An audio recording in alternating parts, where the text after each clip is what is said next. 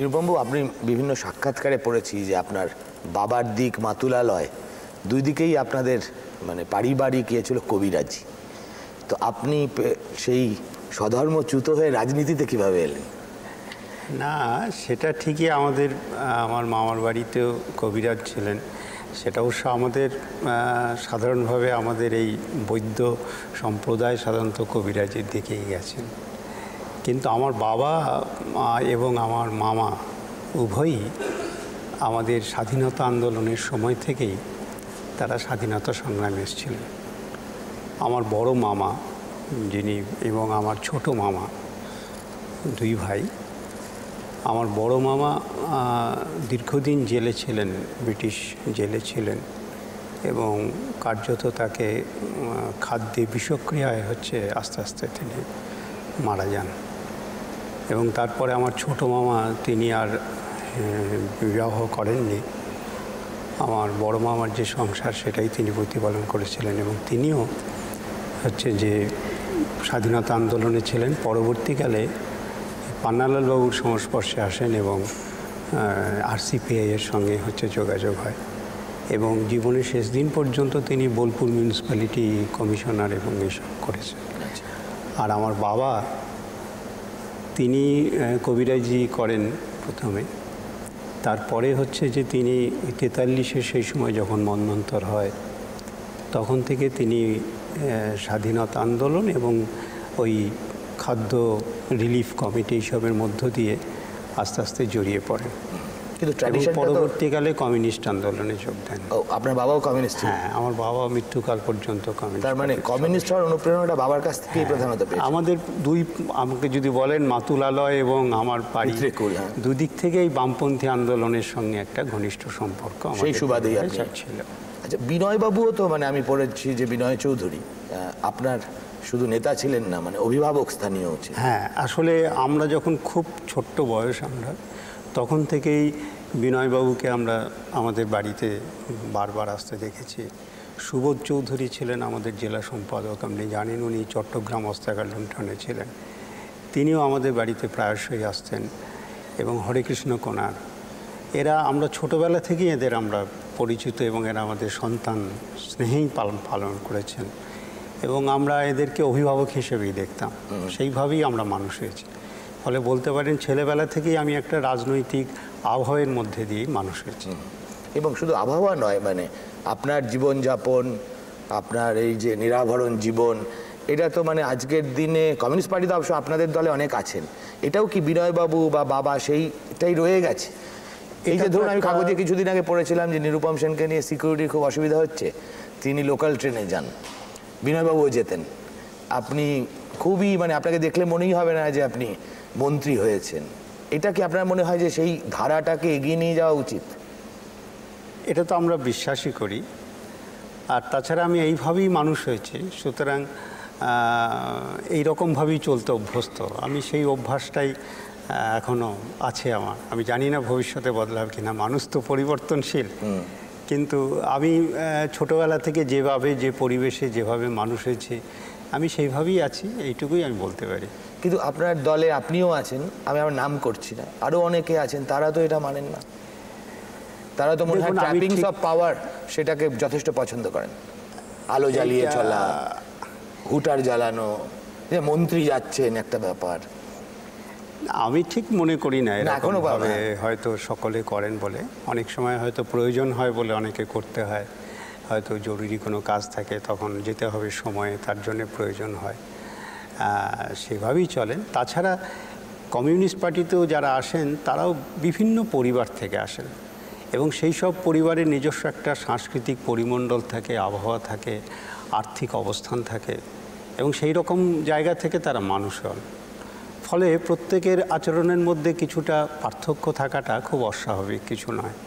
ধরুন, আমি যে পরিবার থেকে এসেছি, আমি যে ধরনের আর্থিক অবস্থার মধ্য থেকে মানুষ হয়েছি, যেভাবে দেখতে, শুনতে, ভাবতে অভ্যস্ত হয়েছি, আবার আরেকজন হয়তো একটু উচ্চবিত্ত পরিবার থেকে এসেছেন অথবা একটু অন্য পরিবার থেকে এসেছেন, তার ছোটোবেলা থেকে ভাবনা, চিন্তা, পরিবেশ, পরিস্থিতি সেগুলো আলাদা হয়েছে। তাই এই পার্থক্যটা মানুষে থাকেই, এটাকে আমরা খুব একটা বড় বলে মনে করি না। কিন্তু party cannot act as a leveller? না, এটা আমাদের আচরণের মধ্যে নিশ্চয়ই, কিন্তু আমরা তো এটা কেউ বলতে পারি না যে আমাদের প্রত্যেকেরই আর্থিক অবস্থা একরকম করে চলতে সেটা হতে পারে না, সেটা কখনোই হয় না, বা কেউ একই রকম পরিবেশে মানুষ হবে এটাও আমরা কেউ এক্সপেক্ট করতে পারি না, এবং সেইভাবেই সকলে হন আর কি। সুতরাং সেটা আমাদের এইভাবে অ্যাডজাস্ট করে নিতে হয়। আচ্ছা, ধরুন আপনাদের দলে আপনি যে ধরনের কমিউনিস্ট পার্টি, এই কয়েকদিন আগেই অনিল বিশ্বাস বিভিন্ন সভায় বলছিলেন যে আমরা কমিউনিস্ট পার্টি করি, সেটা মুখেও প্রমাণ করতে হবে, নিজের জীবনযাপনেও প্রমাণ করতে হবে, এবং সেটা দেখতেই আমরা অভ্যস্ত। কিন্তু গত 20-22 বছরে আপনারা ক্ষমতায় থাকার সুবাদে এই কথাটা কি আর একইভাবে প্রযোজ্য? মানে এই যে বেনজল, এই যে উদ্ধত্ত, যেটা জ্যোতিবাবু প্রায়ই বলেন, দুর্নীতির অনুপ্রবেশ পঞ্চায়েত স্তরে, জেলা স্তরে, নানা বিবিধ স্তরে, এটা সম্পর্কে আপনারা কি ভাবেন? আপনি দেখুন, আমি মানুষকে মানুষ হিসেবেই ভাবতে চাই, সেটাই বাস্তব। আমরা যারা কমিউনিস্ট পার্টিতে আসি, আমরাও এই সমাজেরই ফসল। 8-10টা মানুষের মতন সুখ দুঃখ ব্যথা বেদনাও যেমন আমাদের আছে, তেমনি লোভ হিংসা দেশ, এগুলোও হচ্ছে আমাদের অনেকেই সাধারণ মানবিক যেসব গুণ বা বদগুণ আপনি বলুন, তার সবই আমাদের থাকে। এর মধ্য থেকে আমাদের নিজেদেরকে তৈরি করার লড়াই করতে হয়। আর কমিউনিস্ট পার্টি তো এমন হতে পারে না যে সে কোনো মানুষ আগে ভালো না মন্দ এটা বিচার করে তো মানুষের প্রবেশ হয় না। সুতরাং আমাদের এই চলার পথে আমাদের নিজেদের আন্দোলন সংগ্রাম, আদর্শগত যে শিক্ষা, তার মধ্য দিয়েই আমাদের পরিবর্তন করতে হয়। এই পরিবর্তন যারা করতে পারেন তারা থেকে যান, তারা সফল হন। এই পরিবর্তন যারা নিজেদেরকে করতে পারেন না, তারা একটা সময় আসে, মানুষই তাদের মনে করে যে এদের কমিউনিস্ট হিসেবে এদের থাকবে না, তখন তারা স্বাভাবিক নিয়মেই তারা প্রত্যাখ্যাত হন। সেই তালিকায় কি খুব শিগগিরই সুভাষ চক্রবর্তীর নাম থাকতে পারে? আমি তো মনে করি না। তিনি দীর্ঘদিন ধরে আছেন, কমিউনিস্ট আন্দোলনে আছেন, ছেলেবেলা থেকে আছেন। সুতরাং আমি মনে করি যে আমরা সকলে মিলেই হচ্ছে যে সেই জায়গায় পৌঁছানোর চেষ্টা করছি। আচ্ছা, কমিউনিস্ট পার্টিতে আমরা বিভিন্ন নেতাকে সাংবাদিকরা নানাভাবে ডেসক্রাইব করি, কেউ গোঁড়া, কেউ রক্ষণশীল, কেউ লিবারাল। আপনি নিজেকে কীভাবে ডেসক্রাইব করবেন? আমি এর কোনোটাইতেই নিজেকে ডেসক্রাইব করি না। কমিউনিস্ট মতাদর্শ একটা কথাই বলে, সেটা হচ্ছে এই যে সমস্ত কিছুই নিয়ত পরিবর্তনশীল।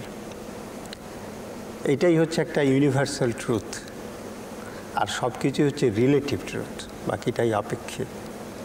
সুতরাং এই পরিবর্তনকে আমরা মানি এবং পরিবর্তনটাকে আমরা বোঝার চেষ্টা করি, এবং সেই পরিবর্তনটাকে বুঝে আমরা আমাদের আকাঙ্ক্ষিত লক্ষ্যে সেই পরিবর্তনকে নিয়ে যাওয়ার চেষ্টা করি। সুতরাং এখানে গোঁড়ামির যেমন কোনো স্থান নেই, রক্ষণশীলতারও কোনো স্থান নেই। এটা সবসময়ই হচ্ছে যে সামনের দিকে এগিয়ে চলার নীতি।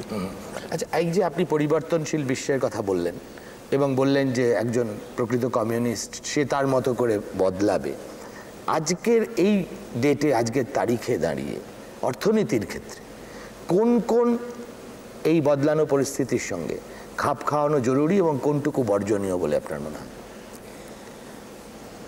দেখুন, এই বিষয়টার আলোচনা করতে গেলে একটু ভিন্নভাবে দেখতে হবে। গ্লোবালাইজেশন যদি আপনি কথাটা বলেন, গ্লোবালাইজেশন কথাটা কোনো নতুন শব্দ নয়। আজকে এই শব্দটাকে যেভাবে ব্যবহার করা হচ্ছে, যেদিন ব্রিটিশরা আমাদের দেশে এসেছিল, আমাদের দেশের কাঁচামাল তারা নিজেদের দেশে নিয়ে গিয়ে শিল্প করেছিল, আপনি তাকে কি বলবেন? এক্সপ্লয়টেশন। সেদিনও তো গ্লোবালাইজেশন, দ্যাট ইজ ইকোনমিক সেন্সে সেদিনও তো হচ্ছে যে বিশ্বের বাজারই হচ্ছে তাদের কাছে, তারা তাদের নিজেদের তৈরি করা জিনিস আমাদেরকে বিক্রি করেছে আর আমাদের জিনিস তারা কিনেছে। যদি আপনি দেখেন, কিন্তু তখন ইংল্যান্ডের সঙ্গে আমার ব্যবসা সম্ভব ছিল না, কেন একটা টার্ম ছিল। তখন তাহলে আপনি যদি বলেন, হ্যাঁ, তো আপনি যদি বলেন, আমি বলছি গ্লোবালাইজেশন কালক্রমে তার পরিবর্তন হয়েছে, তার চেহারার পরিবর্তন হয়েছে, তার রূপের পরিবর্তন হয়েছে। হ্যাঁ, কিন্তু গ্লোবালাইজেশনের ধারণাটা কোনো নতুন একটা ধারণা নয়। আমি সেই কথাটাই আমি বলছি, যেটা অনেক দিন ধরেই আসছে। যেদিন পৃথিবীতে বিভিন্ন দেশকে একত্রিত করা বা কলোনি করার যখন কথা হলো, that is also a colonisation তখন হয়েছিল। আজকে যেটাকে বলা যায় নিউ টাইপ অফ রিকলোনাইজেশন বলা হয়, বিশেষ করে আমরা বামপন্থীরা বলি যে একটা অ্যাটেম্প্ট হচ্ছে রিকলোনাইজেশনের। সুতরাং হচ্ছে সেই দৃষ্টিভঙ্গি থেকে আমরা দেখি। কিন্তু তার মানে এই নয় যে যদি আমাদের আবার কেউ বলে যে আমরা কি গ্লোবালাইজেশনের বিরোধী, আমি মনে করি যে না, আমরা কেন গ্লোবালাইজেশনের বিরোধী হব? আমরা কমিউনিস্টরাই তো বলি যে সারা বিশ্বের মানুষ বিশ্ব ভ্রাতৃত্বের কথা বলি। আমরা এমন একটা সমাজের স্বপ্ন দেখি যখন সারা পৃথিবীটাই একটা রাষ্ট্রে পরিণত হবে, যখন মানুষে মানুষে কোনো ভেদ থাকবে না। সুতরাং সেই অর্থে যদি বৃহত্তর, এখনো দেখেন? নিশ্চয়ই দেখি। আচ্ছা, সেই স্বপ্ন না দেখলে আমরা আছি কেন? থাকতে পারবেন না। থাকতে পারবো। This is the raison d'être of your survival, however unreal it may be. না, আনরিয়াল কেন হবে? সমাজতে তো একদিনে দুদিনে একটা মানুষের জীবদ্দশার মধ্যেই তো একটা সমাজের পরিবর্তন হয় না, এটা সমগ্র যুগ ধরে পরিবর্তন হয়। আপনি কি এখনো এই সর্বহারার একনায়কতন্ত্রে বিশ্বাস করেন? দেখুন, সর্বহারার একনায়কত্বের ধারণাটা যখন আপনি বলবেন, তখন আপনাকে থাকতে হবে বুর্জোয়া একনায়কত্বের বিপরীতে এই ধারণাকে বিচার করতে হবে। যেদিন এই বিষয়টা যেভাবে আলোচনা হয়েছিল, সে আলোচনার ধারণাটা হচ্ছিল এই যে যেটাকে বুর্জোয়া গণতন্ত্র বলে প্রচার করা হয়, যেটাকে বুর্জোয়া শব্দ বাদ দিয়ে যে আজকে গণতন্ত্র বলা হয়, আমরা মনে করি সেটা অ্যাকচুয়ালি একটা শ্রেণীর গণতন্ত্র, একটা শ্রেণীর পক্ষে সেটা হাতিয়ার। সুতরাং হচ্ছে যে সেটাকে যদি আমাদের করে সমগ্র জনগণের গণতন্ত্রে তা রূপান্তরিত করতে হয়, তাহলে প্রথম যাদের হাতে কোনো ক্ষমতাই নেই, যাদের হাতে, তাদেরই হাতে প্রথম ক্ষমতা দিলেই তবে তারা সকলের মুক্তিকে সে নিশ্চিত করতে পারবে। সেই লক্ষ্যে বিষয়টাকে মার্কস ভেবেছিলেন এবং সেই দৃষ্টিভঙ্গি থেকে তাকে দেখেছিলেন। আমরা মনে করি এই ধারণাটা হচ্ছে অনেক বেশি গণতন্ত্রের ধারণা আমরা আছি। না, তার প্রাসঙ্গিকতা কি আজকে আছে? ধরুন, যে বিশ্বে, যে সময়ে, যে ঐতিহাসিক প্রেক্ষাপটে এই কথা বলা হয়েছিল, সেখান থেকে তো পৃথিবী অনেকখানি সরে গেছে। না, যে পটভূমিতে যেভাবে শব্দটা ব্যবহার হয়েছিল, আমি মনে করি তার অর্থ আজও পর্যন্ত মিথ্যা হয়ে যায়নি। তার মানে আপনি মনে করেন যে কমিউনিস্ট পার্টির আদর্শ এবং শেষ লক্ষ্য হিসেবে এই ব্যাপারটাতেই অবিচল থাকা উচিত? কমিউনিস্ট পার্টির শেষ লক্ষ্য কিন্তু তা না, সেটা তো তারপরে হচ্ছে তার পরের স্তরে। সুতরাং সেই লক্ষ্যে সে যায় না, সে তার, এটা হচ্ছে তার একটা অন্তর্বর্তীকালীন স্তর হিসেবে সে সেটাকে দেখে এবং সেখান থেকেও সেটাও। কিন্তু আমাদের যেটা অনেক সময় এই বিষয়ে যে বিতর্কে যে কথাটা বলা হয়, অনেক সময় হয় কি যে কোনো একটা দেশের যে মডেল, সেইটাকে ভাবা হয় বোধহয় এইটাই হচ্ছে সেই রূপ, সর্বহারা একনায়কত্বের রূপ।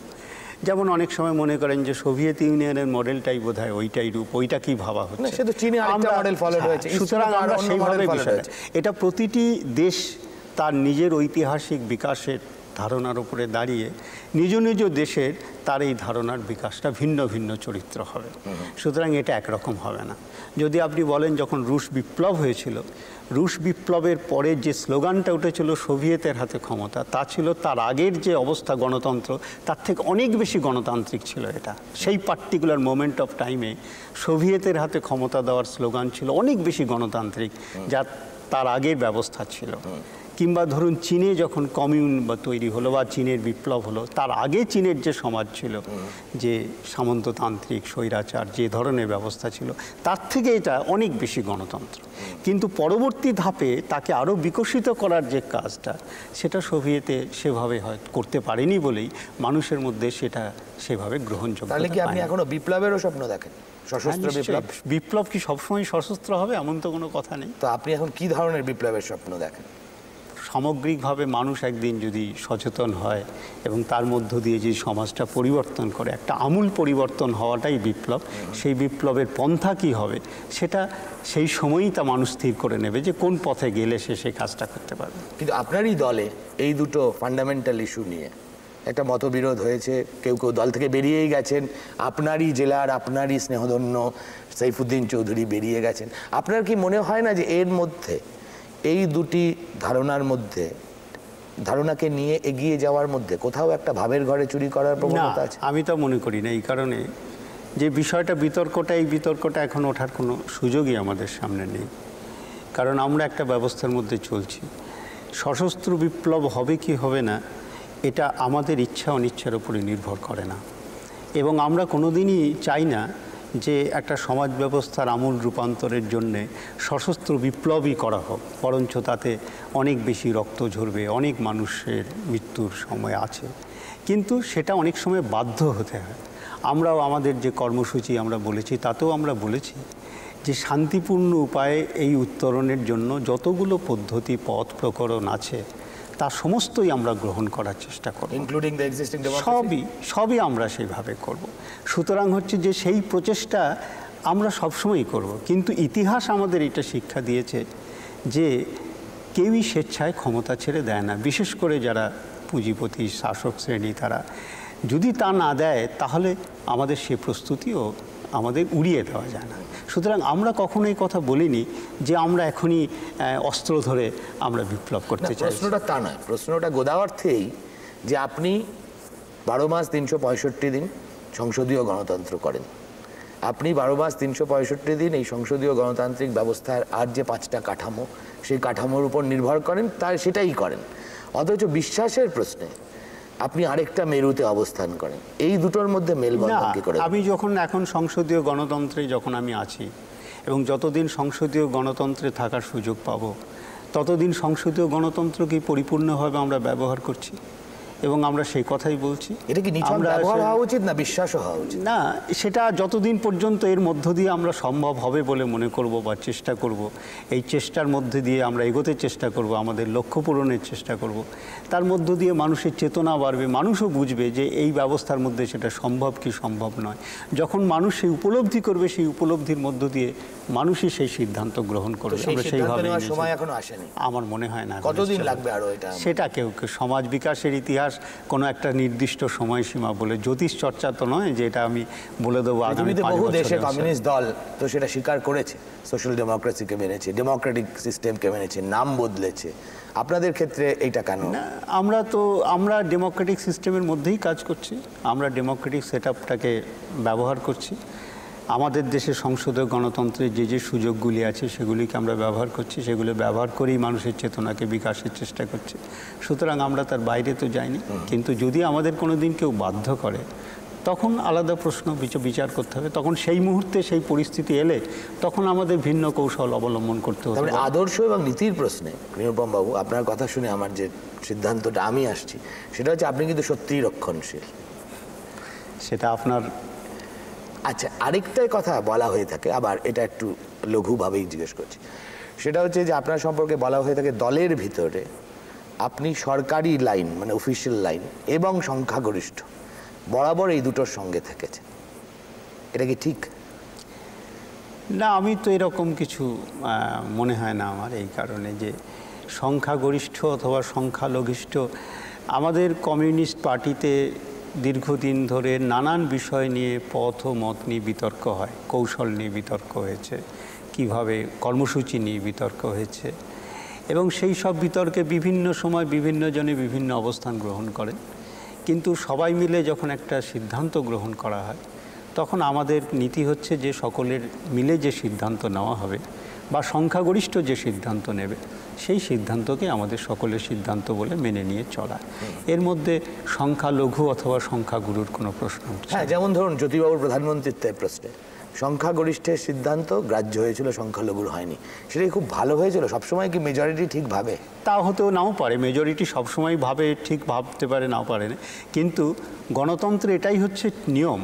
যে কোনো গণতান্ত্রিক ব্যবস্থায় সে পার্টির আভ্যন্তরীণ গণতন্ত্র হোক অথবা হচ্ছে সারা দেশে, ধরুন আমি মনে করি আজকে সারা ভারতবর্ষে বিজেপির যে নীতি তা ভুল নীতি আমাদের মতন দেশে, কিন্তু আমাদের দেশের গণতান্ত্রিক ব্যবস্থায় বিজেপি হচ্ছে আজকে ক্ষমতায় গেছে।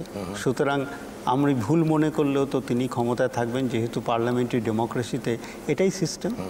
তেমনি হচ্ছে যে পার্টির অভ্যন্তরের গণতন্ত্র তো তাই, আমরা যখন একটা সিদ্ধান্ত আমি যদি সঠিক বলে মনেও করি কিন্তু বেশিরভাগ সদস্য যদি তাকে ভুল বলে মনে করেন তাহলে হচ্ছে বেশিরভাগ সদস্যটাই আমাদের মেনে চলছে। সেই সময় কি বেশিরভাগ সদস্য ঠিক সিদ্ধান্ত নিয়েছিলেন না ভুল? না, এই বিষয় তো আমাদের পার্টিতে আলোচনা যথেষ্ট হয়েছে, পার্টি কংগ্রেসেও এই বিষয়ে আলোচনা হয়েছে এবং তারপরে আমরা বিষয়টা সংশোধন করেছি, আমরা যে অবস্থান নিয়েছি আমাদের। রাজনীতিবিদ নিরুপম সেন কেমন মানুষ তার কিছুটা পরিচয় পেলেন এই পর্বে। পরের পর্বে শিল্পমন্ত্রী নিরুপম সেন, শিল্প নিয়ে তার চিন্তাভাবনা কি তিনি করতে চান সেসব কথাই খোলাখুলি তিনি আমাকে জানিয়েছেন। পরের পর্বে অবশ্যই দেখবেন।